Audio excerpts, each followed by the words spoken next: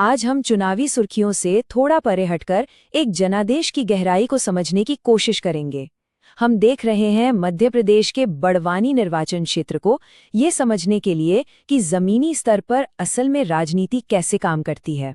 देखिए, चुनाव सिर्फ हार जीत का खेल नहीं है, बल्कि ये गवर्नेंस की सेहत जांचने का एक बहुत अहम जरिया है। हमारा फोकस है मध्य प्रदेश का एक आदिवासी बहुल इलाका बड़वानी। यहाँ की कहानी सिर्फ एक विधानसभा सीट की नहीं है, बल्कि ये भारत के लोकतंत्र की धड़कन है। सच तो ये है कि एक निर्वाचन क्षेत्र की कहानी में ही अक्सर पूरे देश की राजनीति का भविष्य छिपा होता है। तो चलिए बड़वानी की जमीनी हकीकत को समझते हैं। ये सिर्फ नक्शे पर एक जगह नहीं, एक जीता जागता समाज है। यहाँ की करीब 70% आबादी अनुसूचित जनजाति की है और उनकी पहचान, उनकी रोजी रोटी की चुनौतियां और उनका मान सम्मान, यही सब यहाँ की राजनीति को दिशा देता है। बड़वानी में मिट्टी की आवाज नारों से कहीं ज्यादा बुलंद है। अगर हम इसका राजनीतिक इतिहास देखें तो बड़वानी एक स्विंग सीट रही है, मतलब सत्ता कभी बीजेपी के पास तो कभी कांग्रेस के पास जाती रही है। ये कोई अस्थिरता नहीं है, बल्कि ये एक बहुत ही जागरूक वोटर का संकेत है। यहाँ के लोग किसी एक पार्टी से बंधे नहीं हैं, वो अपने वोट का इस्तेमाल एक औजार की तरह करते हैं, काम और जवाबदेही की मांग करते हैं। और ये सिर्फ कहने की बात नहीं है, बड़वानी में ये हकीकत में हुआ है। जब सरकार से सड़क और नौकरी के वादे पूरे नहीं हुए तो एक आदिवासी गांव के लोगों ने मिलकर खुद ही 4.3 किलोमीटर लंबी सड़क बना डाली। ये सिर्फ एक सड़क नहीं, बल्कि व्यवस्था के प्रति गहरे असंतोष और लोगों की आत्मनिर्भरता का एक जीता जागता सबूत है। अब इन मानवीय कहानियों से आगे बढ़कर हम उन आंकड़ों पर नजर डालते हैं जो इस बदलाव की पूरी कहानी कहते हैं। चलिए चुनाव के नतीजों को इस इलाके के स्वास्थ्य के फीवर चार्ट की तरह देखते हैं, जो बताएगा कि दिक्कत कहाँ है और कितनी गहरी है। जरा इन आंकड़ों को देखिए, ये एक असाधारण उलटफेर है। 2018 में कांग्रेस का वोट शेयर लगभग 27% था, जो 2023 में बढ़कर 50% से भी ज्यादा हो गया। सिर्फ 5 सालों में कांग्रेस के पक्ष में ये करीब 32% का स्विंग, ये किसी राजनीतिक भूकंप से कम नहीं है। इतनी बड़ी अस्थिरता साफ इशारा करती है कि असंतोष बहुत गहरा और व्यापक था। और इसी के साथ वोटिंग में लगातार बढ़ोतरी को भी देखिए। 2003 में 70.6% से बढ़कर 2018 में 77.7% तक पहुंचना सिर्फ एक नंबर नहीं है, ये इस बात का साफ संकेत है कि वोटर्स अब पहले से कहीं ज्यादा मुखर और जागरूक हो चुका है और वो चाहता है कि उसकी आवाज सुनी जाए। तो नतीजा ये निकला कि 2018 में जो कांग्रेस 38,787 वोटों से हारी थी, वो ही 2023 में 11,317 वोटों से जीत गई।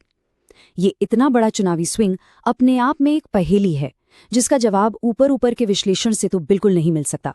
हमें इसकी तह तक जाना ही होगा। और ये चुनावी स्विंग हमें भारतीय राजनीति के एक बुनियादी संघर्ष की ओर ले जाता है। ये संघर्ष है जमीनी हकीकत और रोजमर्रा की जरूरतों का, और दूसरी तरफ बड़े राष्ट्रीय नैरेटिव और बाहरी अभियानों का। ये असल में स्थानीय और राष्ट्रीय के बीच का टकराव है।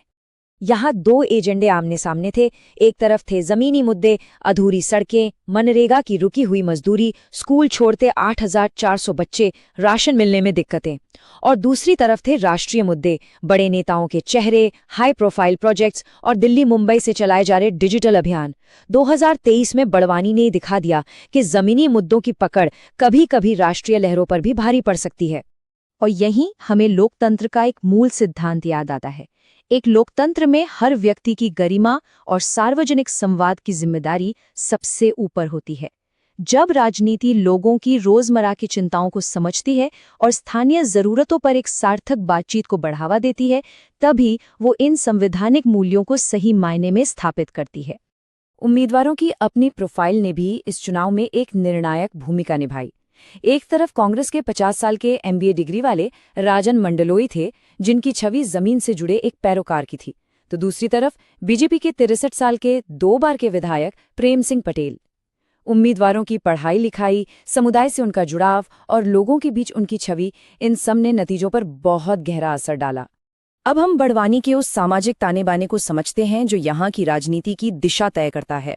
इसे समझना बहुत जरूरी है क्योंकि यहाँ आदिवासी पहचान अक्सर किसी भी राष्ट्रीय राजनीतिक लहर से ज्यादा ताकतवर साबित होती है। ये कहानी है भील बनाम पटेलिया समुदायों की लामबंदी की। बड़वानी में दो प्रमुख आदिवासी समूह हैं। पहला भील और उनके उपसमूह भिलाला, जो यहाँ सबसे ज्यादा संख्या में हैं। कांग्रेस अक्सर हम सब भील हैं जैसे नारों के जरिए भील एकता पर जोर देती है।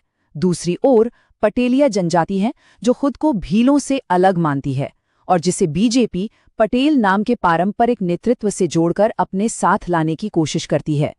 तो ये बात हमारे विश्लेषण के मूल तर्क को और पुख्ता करती है। बड़वानी जैसे निर्वाचन क्षेत्र में चुनाव स्थानीय सामाजिक समीकरणों और उम्मीदवार की अपनी साख के दम पे जीता या हारा जाता है। यहाँ सामुदायिक एकजुटता और उम्मीदवार का जमीनी जुड़ाव राष्ट्रीय लहरों से कहीं ज्यादा मायने रखता है। तो अब तक हमने इस राजनीतिक बीमारी का निदान किया, उसकी वजहों को समझा। अब हम इसकी इलाज की ओर बढ़ते हैं।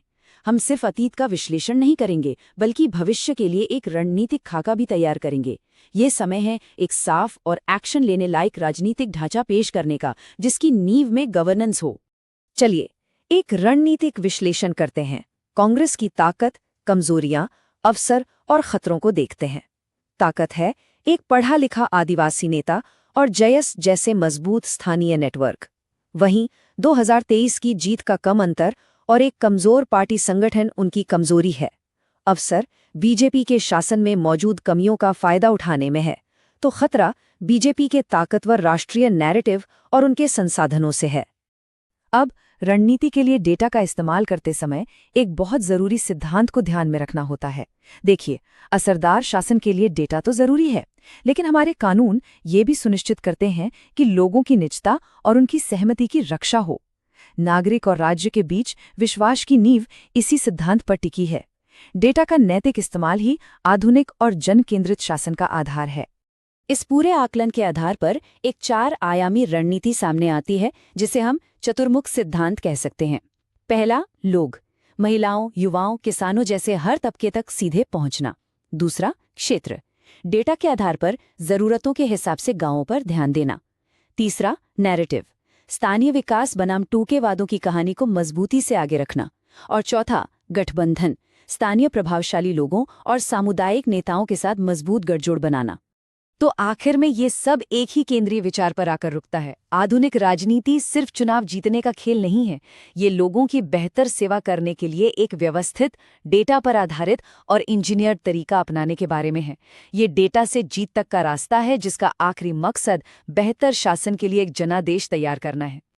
और ये हमें एक आखिरी सोचने पर मजबूर करने वाले सवाल पर लाकर छोड़ता है। जब राजनीति को शासन के लिए इंजीनियरिंग की तरह देखा जाता है तो असली जीत किसकी होती है? जवाब सीधा है, नागरिक की। और राजनीतिक काम का आखिरी मकसद यही होना चाहिए। अगर आप एक जन केंद्रित नेता बनना चाहते हैं और अपने निर्वाचन क्षेत्र का उत्थान करना चाहते हैं तो संपर्क करें blueprintstrategies.ai पर, mgr@blueprintstrategies.ai पर या 08042041602 पर कॉल करें। राजनीति से परे एक उद्देश्य।